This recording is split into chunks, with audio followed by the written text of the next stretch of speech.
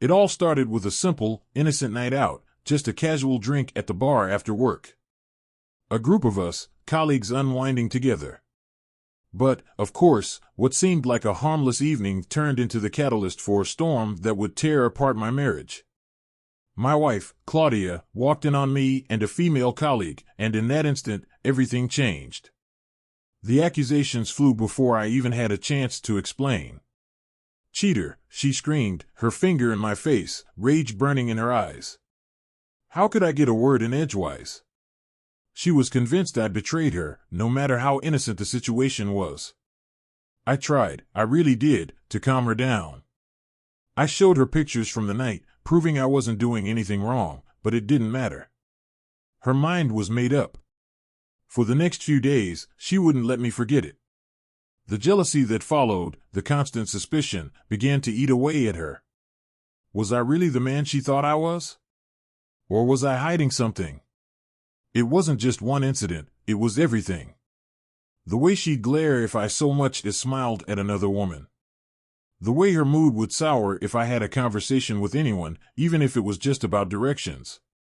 And I could feel it, every time I looked in the direction of another woman, she was watching, waiting for me to slip up. And somehow, she always found a reason to suspect me. I thought about leaving. I really did. The emotional toll was unbearable. But I loved her. So, I suggested therapy. Maybe we could fix this. But therapy didn't bring the relief I hoped for. Instead, it spiraled into absurdity. The therapist was taking my side, and suddenly, she was convinced the therapist was sleeping with me too. I laughed out loud at the ridiculousness of it all. But it didn't make anything better. So, we switched therapists, this time a man, and for a brief moment, it seemed like we were making progress. The jealousy wasn't as suffocating. Maybe there was hope. Then, just when I thought things might calm down, it all erupted again. Rebecca, the same colleague who had caused the first uproar, came to the house. I wasn't home, but Claudia recognized her, and that's when the storm hit. I came back to find documents thrown at me and Claudia accusing me of bringing Rebecca to our house to sleep with her. This wasn't about documents anymore, it was about her twisted version of reality. And the worst part? She wasn't listening to anything I said. She'd already decided. And as usual, it wasn't just about one woman, it was all women, everywhere.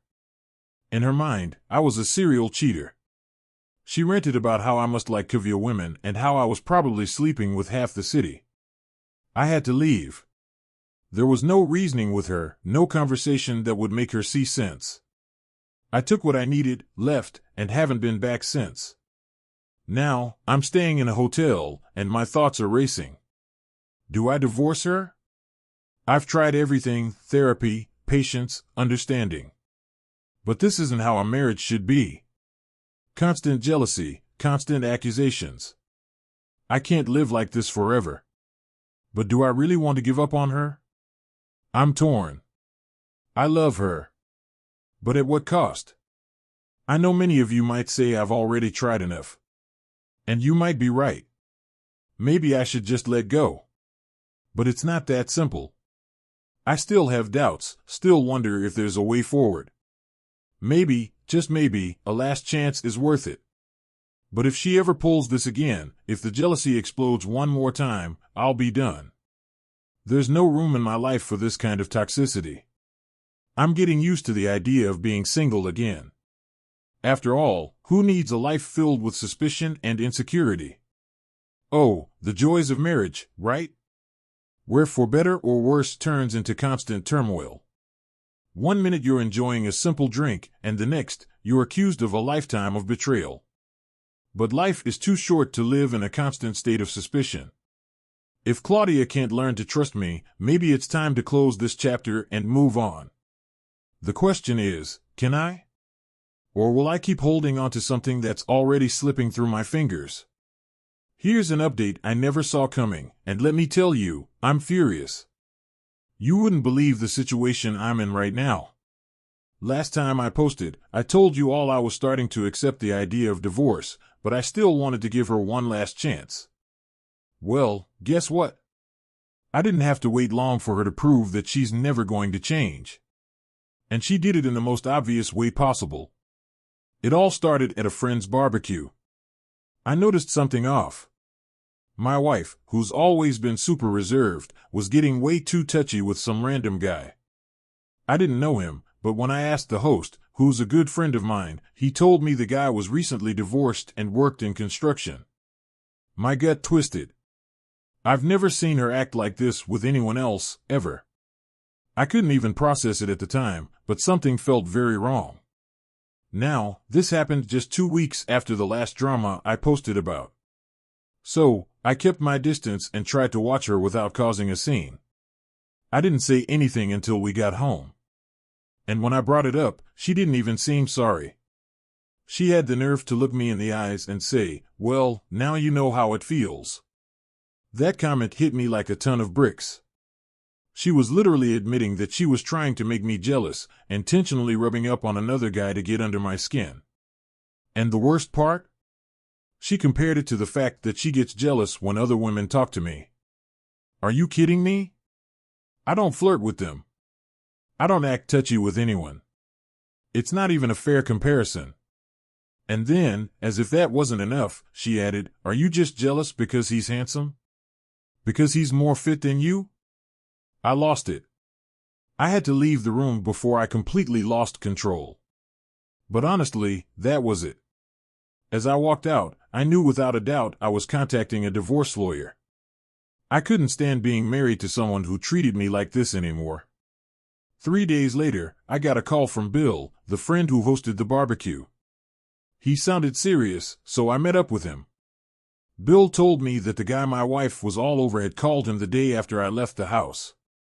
According to Bill, this guy admitted that he'd hooked up with her that very night. Can you believe that? She was with him less than 24 hours after I left. She told him she was single. Single? Bill said the guy was shocked when he found out she was married. And when he told him, the guy basically said, "Forget I asked," and backed off. But that wasn't even the worst part. I wouldn't have even known this if the guy hadn't confessed to Bill. My head was spinning, and for a moment, I didn't even know how to process it. I went home right after, pissed. When I walked in, she tried to act all casual, like nothing had happened. "Didn't expect to see you back already," she said, with this smug grin on her face. I was seething. I couldn't hold it in anymore. I snapped. I told her flat out, "You slept with the guy from the barbecue. Don't even try to deny it." And then it came, the most infuriating thing she could have said, "Now you know how it feels." She whispered it, almost like she realized how stupid she sounded. But it was too late. I couldn't take it anymore.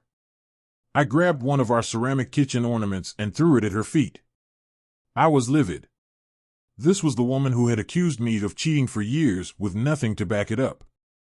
And now here she was, admitting that she'd been the one to cheat. I cursed and screamed. I laid everything out, everything I had ever held back. I told her how crazy it was to accuse me all these years when she'd never caught me doing anything remotely close to cheating. And I told her she needed help. Because she wasn't thinking straight. But when I asked her if she had anything to say, she stood there in silence. She shook her head, and that was it. No apology. No remorse. Just silence. I told her to pack her things and leave. And after a long, tense pause, she went to the bedroom. She came back an hour later with her suitcase packed, and I haven't seen her since. I didn't need any more time to figure out what I had to do. I called a divorce lawyer, and I made sure that this time, I wasn't playing around. I was done. And as soon as I could, I made sure she was served at her workplace. You can imagine the gossip that went around at her publishing company. She sent me an angry text later, talking about how embarrassed she was. Good. The divorce didn't take long to process. But here's the kicker, when it came to the settlement, I didn't have solid proof that she cheated. No recordings. No confessions. So I had to work with what I had. I talked about her jealousy, the couple's therapy, and how her paranoia had spiraled out of control. She tried to spin the story to make herself look better, but it was too transparent. In the end, I got a favorable outcome. I kept the house. No alimony. No kids to worry about. It was a clean break. The only thing I let her take was some furniture and appliances, and honestly, I'm glad to be rid of all the things she'd chosen. No more reminders of her. No more daily accusations. Just a fresh start. And now? Now, I'm free. No more jealousy, no more crazy rants, and definitely no more throwing ceramic ornaments across the kitchen. I'm done. And I'm looking forward to a future where I don't have to worry about constantly being accused of things I didn't do. So here I am, finally free of her drama. No more fights, no more paranoia. Just me, moving on, and putting the pieces of my life back together. And as for Claudia? Well, I hope she learned something from all this. But you know what? I'm just glad it's over. What would you have done in my shoes? Let me know in the comments below. And if you liked this video, be sure to hit the like button, subscribe, and turn on notifications so you don't miss our next update. See you next time.